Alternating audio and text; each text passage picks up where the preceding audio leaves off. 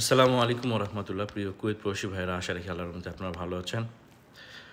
দুঃখিত, আমি আপনাদের কাছে ক্ষমা চেয়ে নিচ্ছি। আমি কয়েকদিন থেকে আপনাদেরকে কোনো ভিডিও দিতে পারিনি। আপনারা জানেন যে দেশের পরিস্থিতি ভালো না, এবং যার কারণে মন মানসিকতা ভালো ছিল না আমার, এবং স্টিল এখনও আমি আমার দেশে কারোর সাথে যোগাযোগ করতে পারিনি। কিন্তু গতকালকে অনেকেই হয়তো তার এলাকায় কিছু সময়ের জন্য কানেকশন পেয়েছিলেন, কিন্তু সরকার আবারও বন্ধ করে দিয়েছে। কারণ এই 1 ঘন্টার মধ্যে এই গত 5 দিনে যা হয়ে গেছে বাংলাদেশে, তার অনেক ভিডিও ফুটেজ অনলাইনে আপডেট হয়ে গেছে।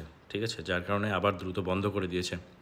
তো যাই হোক, আমি যে কুয়েতের খবর একটি আপনাদেরকে ইম্পর্টেন্ট বা গুরুত্বপূর্ণ খবর জানাতে চাই, সেটা হচ্ছে যারা গাড়ি চালান তারা ইমার্জেন্সি লাইনে যাবেন না। ঠিক আছে, অনেকেই কিন্তু খুব দ্রুত যাওয়ার জন্য ইমার্জেন্সি লাইনে জোরে গাড়ি চালায় যান। তো ইমার্জেন্সি লাইনে গেলে এখন যদি পুলিশ আপনাকে ধরতে পারে, তাহলে হচ্ছে আপনাকে 2 মাসের জেল দিতে পারে, অথবা 15 দিনের জেল দিতে পারে। তার মানে 15 থেকে 2 মাসের মধ্যে একটা কিছু দিন আপনাকে জেল দিতে পারে, অথবা আপনার 2 মাসের জন্য আপনার গাড়িটা ইম্পাউন্ড করতে পারে, মানে গাড়িটা মকফরে নিয়ে যায় আটকায় রাখতে পারে, অথবা আপনাকে 25 দিনারের মুকালফা দিতে পারে।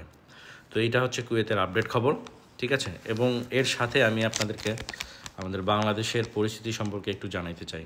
ঠিক আছে, কারণ দেখেন, এই বিষয়গুলো যদি আমরা না বলি, ঠিক আছে, তো নিজেকে কিন্তু বেঈমান মনে হয় যে নিজের ভিতরে কোনো ঈমান নেই।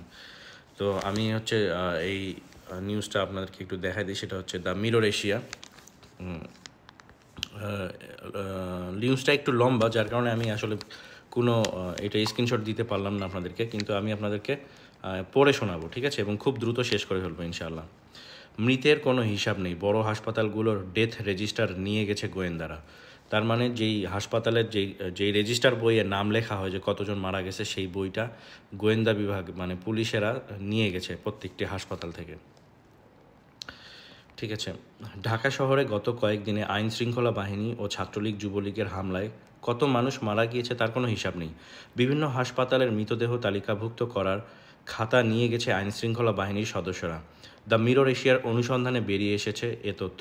দ্য মিরর এশিয়ার একাধিক সংবাদদাতা সোমবার ও মঙ্গলবার ঢাকার প্রধান প্রধান হাসপাতালগুলোতে অনুসন্ধান করে মৃতের সংখ্যা সম্পর্কে একটি ধারণা নেওয়ার চেষ্টা করেছে।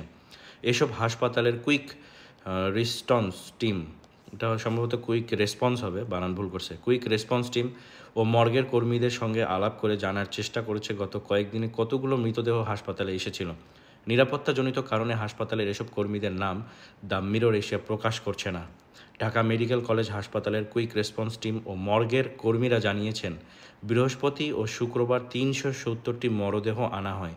এর বাইরেও আরও মরদেহ এসেছে, কিন্তু এইগুলো হাসপাতালের উপস্থিতি আইনশৃঙ্খলা বাহিনীর লোকজন তালিকাবদ্ধ করতে দেয়নি, বরং খাতা নিয়ে যাওয়া হয়েছে হাসপাতালের পরিচালকের মাধ্যমে। ঢাকা মেডিকেলের মর্গে মঙ্গলবার বিকাল পর্যন্ত 50 মরদেহ ছিল। আপনারা কিন্তু হিসাব করে ফেলেন, ওই পাশে 370, তারপর আবার 50, কিন্তু এই মরদেহগুলো শনাক্ত করতে কেউ আসেনি। ঢাকা মেডিকেলে 8, 9 ও 12 বছরের 3টি শিশুর মৃতদেহ এসেছিল যাত্রাবাড়ি থেকে। আপনি চিন্তা করতে পারেন, একজন পুলিশ যখন গুলি করছে, সে দেখছে না যে সে কাকে গুলি করছে, একজন শিশুকে না কাকে। আবার বলছি লাইনটা, ঢাকা মেডিকেলে 8, 9 ও 12 বছরের 3টি শিশুর মৃতদেহ এসেছিল যাত্রাবাড়ি থেকে। এর মধ্যে 8 বছরের নিহত শিশুর পরিবার জানিয়েছে এই শিশুগুলো ঘরের ভিতরেই ছিল। চিন্তা করছেন, এই শিশুগুলো ঘরের ভিতরেই ছিল, উপর থেকেও বাইরে পুলিশ, বিজিবি এবং আর্মি হবে, ইয়াটা বানান ভুল করছে, আর্মির গুলিতে। ঠিক আছে, আর্মিরাও কিন্তু গুলি করেছে, আর্মির গুলিতে তারা ঘরের মধ্যেই নিহত হয়।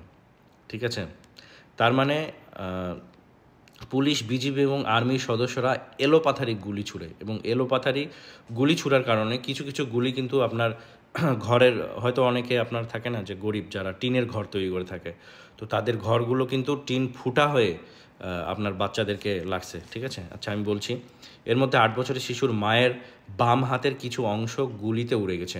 এরা কেউ নাম প্রকাশ করতে রাজি হননি পুলিশি হয়রানির ভয়ে। মিটফোর্ড হাসপাতালে 450টি মৃতদেহ তালিকাবদ্ধ করা হয়েছিল।